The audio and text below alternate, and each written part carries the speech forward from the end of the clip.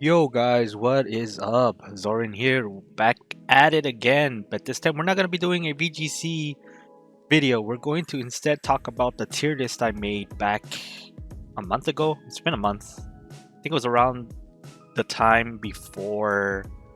It was before the Indianapolis regional came out, so we weren't really exactly aware of what was going to happen in terms of which restrictors were going to be dominating besides Shadow Rider and Ice Rider. We knew that those two were going to be really good, but a lot of people were prepping for them, of course, so they didn't see that great performance at the beginning, but then people started to optimize their Shadow Rider and Calyrex Ice Rider teams, and we ended up with the final regional of the generation, I guess. And Shadow Rider ended up actually winning a regional, which I wish I got to go, because if I got to go, I wonder what would have happened if I went. I'll be completely honest. I don't think anything would have changed. It would have maybe depended if I ended up fighting the person who won, who got first place in that tournament, because I was extremely prepared for any sort of Calyrex Rider team that was going off, and I feel like my team would have had a really good matchup into his if I somehow ended up pairing with him. So if that would have happened, who knows if you would have gotten first, you know? Maybe I could have been that one variable where he ends up being not first, and then the other guy who came in second ended up being first, because maybe he's the one who never fought me, and then he never fought that guy, he never fought him. It's crazy, but it's like one of those butterfly effects, right? Where like if someone steps on a butterfly in the past, something in the future, it ends up messing up the present somehow, right? That it's the same situation. Who knows? Maybe if I win, I could have like altered who won. I'm not saying I would have won. There's no way I'm gonna win, but I'm saying it could have actually changed maybe something if I ended up facing him. But congratulations to the guy, anyways. It was really nice to see all the different regionals getting a different restricted that one, and I'm also excited because my tier list was pretty spot on with what was going to end up winning in the tournament. But with that said, there is going to be a couple changes here, not that many, because like I said, my tier list was pretty spot on, so there's not much to change. But I think what I want to do with this tier list right now is not only showing which ones are really good, but also I want to add a little bit to who I think is going to end up maybe doing really good into NIC and the World Championships. So I'm going to change a little bit here. Now, not a lot is going to change, like I said, but I do think Lunala here, Lunala and these two right here, I feel like are definitely still A. But Lugia was actually no. Lugia stays in A. I actually think Lugia is really good, so I think it stays in A. This one definitely stays A, but more low A, because Eternatus, as good as I thought it would be, because after I saw the stats on it, and I don't know why it's not letting me change this, but as much as I thought the stats looked real good, I don't see it really being able to handle itself, at least until double restricteds happen. I think it needs a little bit more support, but more of a more powerful support. Maybe once we get double restricted, if we do get double restricted, we can see this thing do something. But for now, I think Eternatus can stay in low A. I still think it's good. I think it's still better than most of these other restricteds that are down here. Ho-Ho actually. I actually want to talk about Ho-Ho here.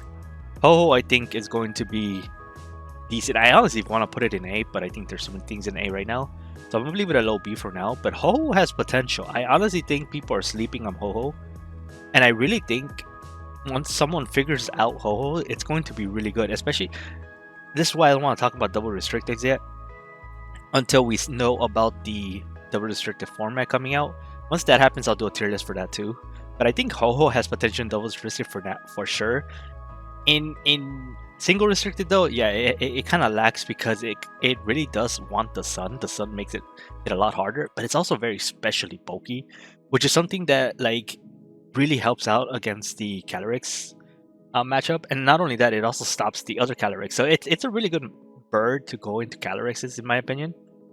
but I do think having it take your restricted slot isn't worth it at the same time because there's a lot of normal mons that can actually do the same thing. So I feel like Ho-Ho, once double restricted happens, it'll be much higher. For now, I'll leave it at B. Now, Terrapagos, I honestly think deserves to be an S spot because, as you saw, it performed really well in the current regionals, and I really do think this thing is probably going to win. I honestly feel like it's going to win Worlds. If you want me to kind of put out a wild prediction here, I think it's gonna win Worlds. I don't think it's gonna win anything yet, but Worlds, I feel like someone's gonna come out with a very spicy Terrapagos team, and it's just going to annihilate everything.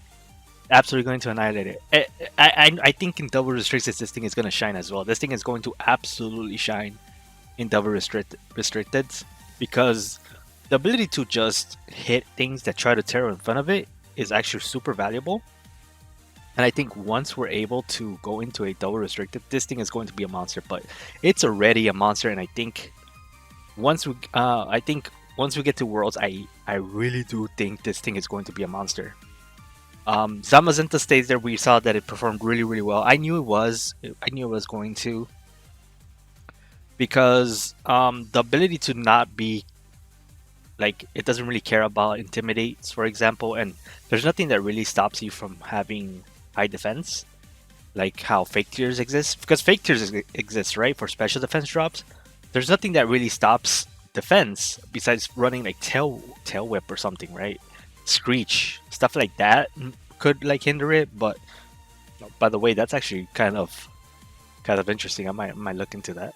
But for now, that's why this thing is so good, because people didn't really think of prepping for Zamazenta as much as you might have thought, like how what happened with Miraidon in Indianapolis. Nobody really was prepping for it. Everybody was prepping for the Calorexes. So Miraidon got to basically come in for free and just say, hey, I'm gonna murder all of you now. It's time. It's my time to shine. You guys were all talking smack, so let me show you what's up. And that's exactly what happened. So Groudon and Kyogre though, right? Let's talk about these two right now. These two for sure I thought would be really strong. But that's just because I wasn't really aware of how strong they were before. They just felt strong. And they felt stronger than at least Koraidon, since there's nobody for Kyogre, but at least for Koraidon and Groudon. I really assumed because Groudon has a better typing that Koraidon might not be the one to be setting up Sun. Because I think the Sun was just there to enable, and I was wrong for sure. Koraidon is definitely, I feel, better than Groudon here, and Kyogre. I don't think Koraidon is that good, like as good as Miraidon, but I think it's at least better than Groudon and Kyogre. Miraidon stays up there, and I think Zacian goes over here because, well, not all the way over there. Sorry, it goes right here. I think it goes here in the back. I've been trying many different things myself with Zacian, and I do think this is the other one. So I have two power picks that I think will do really well and might even win. And people are probably sleeping on it. I think people are sleeping on Stellar Terra with Zacian. I know people at the beginning were actually trying Stellar Terra with it, but I think there's just something there with this thing with Stellar Terra that might be we're just missing it, and I'm trying to figure it out. But Zacian is making me think this thing is gonna win either NIC or Worlds. Somewhere in there is gonna end up winning. That's gonna end up being here, and that's what I'm thinking. But I for now I think it's gonna stay in A, because even I can't think of anything right now.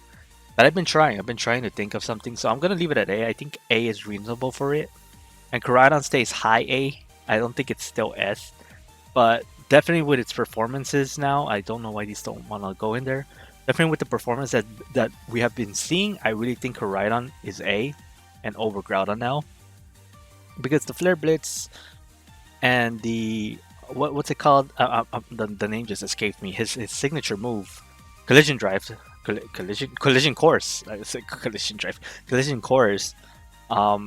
Ended up being really strong, and you don't really need to set up Swords Dances or anything with it. You just need to just hit really hard with it, and it does exactly what Koraidon does, right? But the Sun isn't as potent, I think, as Miraidons, Pork Drives, just because it's a terrain. So you don't really have to worry about like rain, and rain is much more common than running into terrain right now. So I feel like Koraidon is still good, but I don't think it's gonna be winning anything soon. Ryan already won, so people are prepping for this thing all the time. So I don't think. I still think it's S though in terms of power, but I don't think it's gonna be winning anything else because people are gonna be prepping for this thing like crazy. This is why I think Terrapagos might actually beat it here, and I really have high hopes for Terrapagos getting high. Even though in my videos I've said I don't like using Terrapagos, but it's because in best of ones it's a little bit harder in best of ones than best of threes. In best of ones you don't know what's going on with the enemy, so it's a lot more like it's a little bit more difficult and more volatile on what you're going to run into. But when in a best of three setting, when you have the information right there on your screen, it's a lot easier to pilot your Terrapagos because you know exactly the tools that they have, and they know exactly what Terrapagos does already. So there's nothing like surprising that this Terrapagos is gonna do to you. It's a normal attacker. It can do hyper beams. It can do stuff like that, right? But it's not gonna like be something super crazy that's just gonna come out of left field. I mean, maybe they bring out the meteor beam back out. Who knows? Maybe Meteor Beam is actually the way, but we'll see. I really do think Terrapagos has a lot of potential right now, but I think that's really it in terms of what I wanted to talk about with this tier list. There's nothing much else to talk about besides Kyogre here.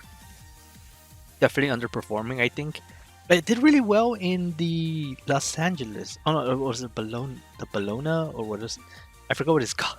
I really don't know what it's called. The regional that just recently happened. Well, it's not even a region. It was like a special event, and it did really well in that. But I still think it's not gonna do too well. I really do I really do have high hopes for the Lunalas though. The Lunalas might have some surprise factors here, and also but I think Lugia. I do want to put Lugia down here as well. Lugia down here, and I think this is where my tier list will end. But yeah, it's just a quick one. I didn't really have much else to say in terms of this. It's already been like, what, 12 minutes? So that's really it for me, guys, on the tier list. Let me know what you guys think. Let me know what you guys thought was going to end up being stronger and what ended up being weaker. Like, let me know maybe your thoughts on who might win Worlds this year and who will win the AIC. If you guys have any power picks like I do, where I have Terrapagos and Zacian as mine, let me know what you guys think will win Worlds. I'm really curious what like other people's thoughts are on this. But yeah, hope you guys enjoyed this video. It's just a small tier list video, but yeah, thank you guys for watching. Make sure to like and subscribe if you guys enjoyed it. And I'll see you guys in the next video. Peace.